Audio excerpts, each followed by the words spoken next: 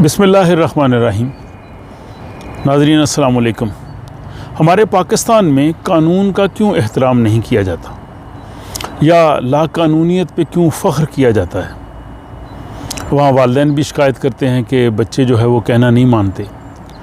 तो ये मुआशरे की जो सूरत हाल है इसकी कई वजूहात हो सकती हैं, लेकिन मेरे ख़्याल में एक सबसे बड़ी और बुनियादी वजह बचपन से दी गई तरबियत और फिर उसके लिए फ़राहम किया गया माहौल, ये सबसे बड़ी अहमियत रखता है। इसकी मैं आपको मिसाल देता हूँ। यहाँ स्वीडन में मेरा नवासा है जिसकी उम्र 6 साल है। वो बर्फ़ी बहुत शौक़ से खाता है, तो मैं उसके लिए बर्फ़ी लेके आया। तो मैंने कहा इब्राहिम ये आपके लिए बर्फ़ी है, और लेकिन उसने कहा जी कि नाना जान मैं बर्फ़ी नहीं खाऊंगा। मैंने उससे पूछा कि क्या वजह? तुम्हें तो बहुत पसंद है। कहता पसंद मुझे है, लेकिन मैं डेंटिस्ट के पास गया था और उन्होंने मेरे दांतों का मुआयना किया है और मेरे दांतों को कुछ मसला है।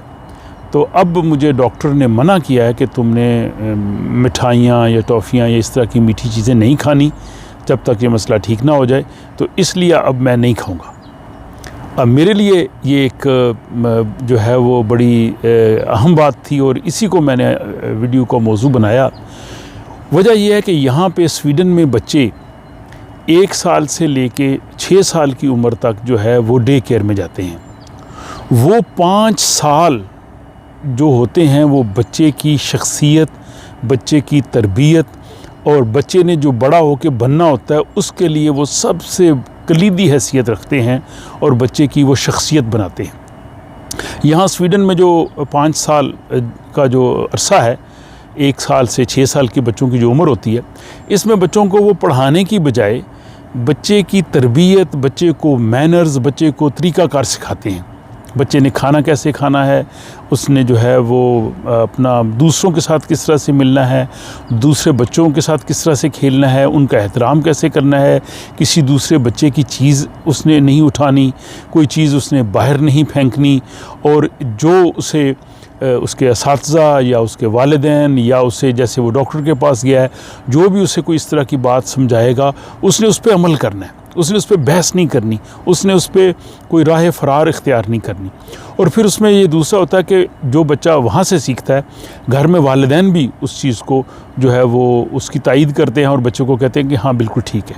ये हमारा वहाँ पे एक मसला ये भी है पाकिस्तान में कि अगर वालिद अगर कोई एक बात कहता है तो वालिदा कहेगी नहीं नहीं रहने दो मुंडे ने, तुसी ना कुछ कहो। या अगर कोई बड़ा कोई बात एक समझाता है तो दूसरा कुछ और कहेगा।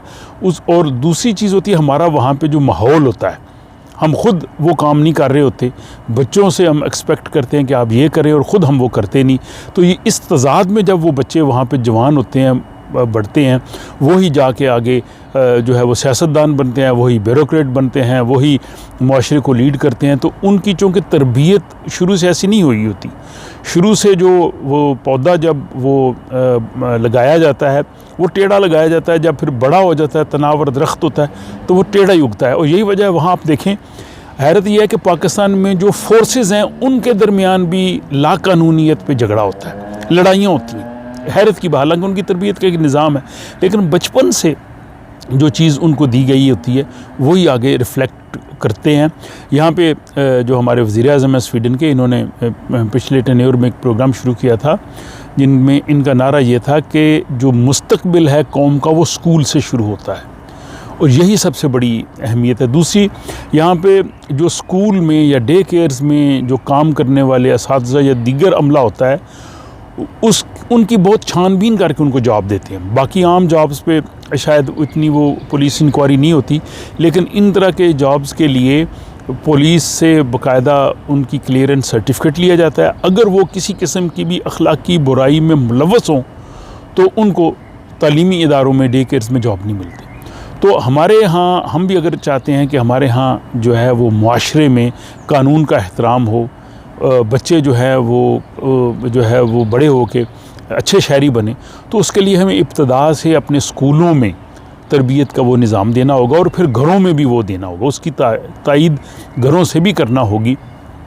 यही वजह यहाँ स्वीडन में जब बच्चे जब बड़े होते हैं तो यहाँ पे जो SOPs होते हैं, प्रोटोकॉल्स होते हैं, ला बिल्कुल उस पर चलते हैं, उस पर कोई बहस नहीं होती।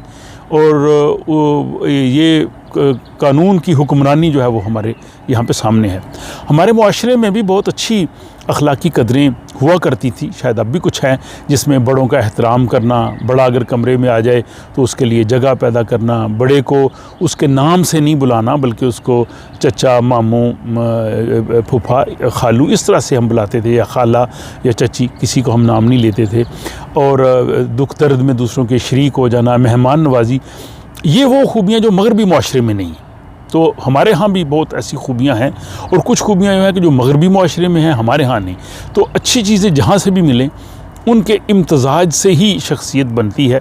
तो इस हवाले से मैं यही कहना चाह रहा था कि जो हमारे यहाँ जो शिकायत है कानून शिकनी की, बड़े लेवल पे भी होती है, वो ऊपर जाके जो लोग भी करते हैं, उसकी बुनियादी वजह होती है कि बचपन से अगर उनको अच्छी तरबियत दी गई हो तो वो बड़े होकर अच्छे शहरी बनते हैं।